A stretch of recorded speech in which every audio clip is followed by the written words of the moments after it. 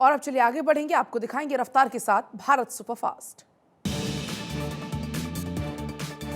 Raisina dialogue के 9वें संस्करण का आगाज, प्रधानमंत्री मोदी करेंगे उद्घाटन। ग्रीस के प्रधानमंत्री होंगे मुख्य अतिथि।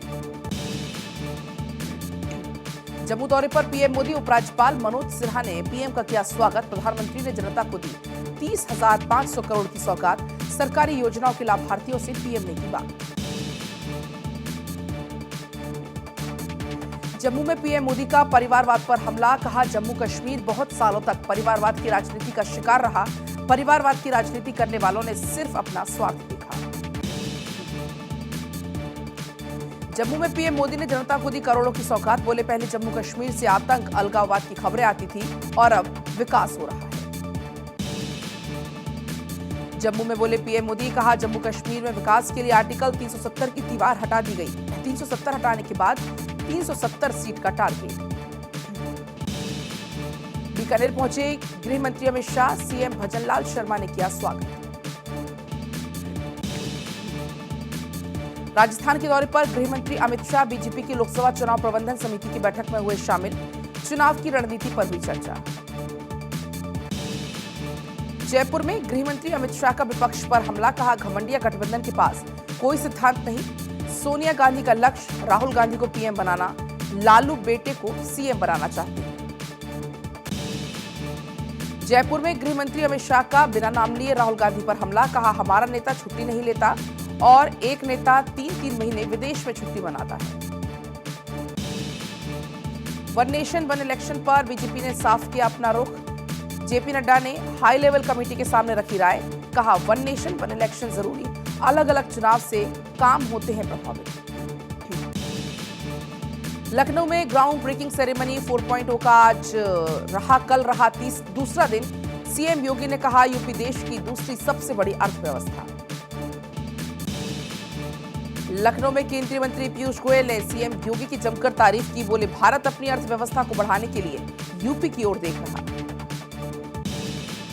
मानहानि केस में राहुल गांधी को राहत, सुल्तानपुर के एमपी एमएलए कोर्ट ने दी जमानत। गृह मंत्री अमित शाह पर की थी आपत्तिजनक टिप्पणी, बीजेपी नेता ने दर्ज कराया था मामला। लखनऊ दौरे पर रक्षा मंत्री राजनाथ सिंह ट्रैफिक व्यवस्था पर बोले, ट्रैफिक जाम से लोगों को मिलेगी निजात, आसपास के क्षेत्र भी होंगे विकसित। राज्यसभा चुनाव में राजस्थान से तीनों उम्मीदवार निर्विरोध निर्वाचित। सोनिया गांधी पहली बार राजस्थान से बनी राज्यसभा सांसद। बीजेपी ने जीती 2 सीटें। संदेश खाली मामले पर कलकत्ता हाईकोर्ट ने ममता सरकार को लगाई फटकार, कहा अब एक व्यक्ति को तक क्यों नहीं पकड़ पाई पुलिस, शाहजहां शेख करे सरेंडर। असम सीएम हेमंता का ममता सरकार पर हमला, कहा संदेश खाली में जो हुआ वो कई सालों से बंगाल में चल रहा है, संदेश खाली की वजह से ही होगा टीएमसी का पतन। बिहार में तेजस्वी यादव की जनविश्वास यात्रा का आगाज, 1 मार्च तक कुल 33 जिलों में करेगी प्रवेश। तेजस्वी जनता को बताएंगे 17 महीने का हिसाब किताब। महाराष्ट्र कैबिनेट का फैसला, शिक्षा और सरकारी नौकरियों में 10% मराठा आरक्षण के बिल के मसौदे को मंजूरी। मराठाओं को 10% आरक्षण देगी शिंदे सरकार। महाराष्ट्र विधानसभा में बिल पास, रिजर्वेशन कोटा हुआ 62%। सीएम शिंदे बोले जो हमने बोला था वो किया।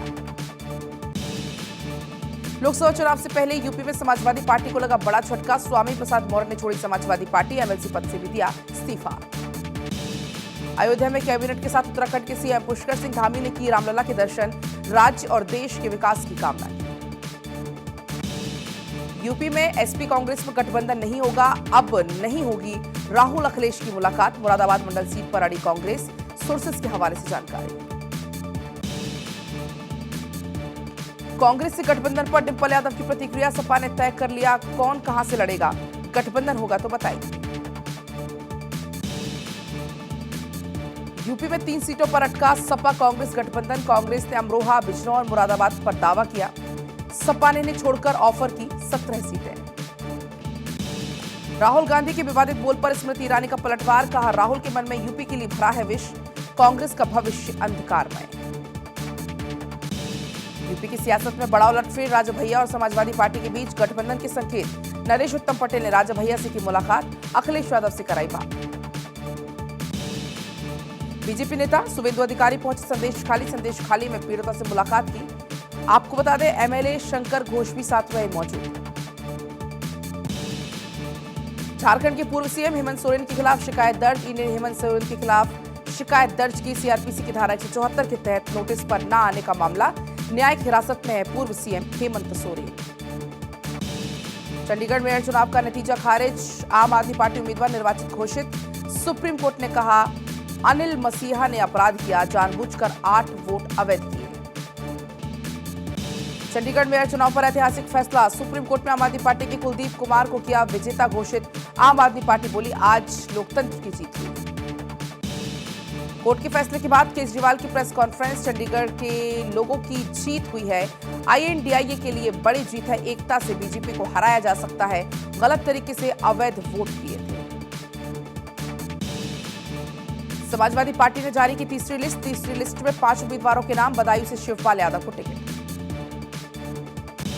रायबरेली में राहुल गांधी ने यूपी के युवाओं को बताया नशेड़ी। बोले शराब पीकर पड़े रहते हैं युवा। यूपी का भविष्य शराब पीकर सड़क पर नशे में नाच रहा।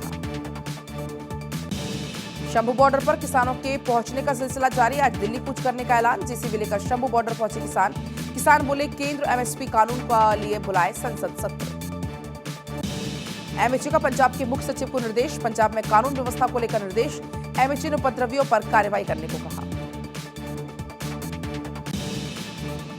सूरत की जानी-मानी law firm Manish Patel and associates ने अपने लॉ हाउस की शुरुआत के इस मौके पर विधिवत पूजा पाठ का आयोजन किया गया।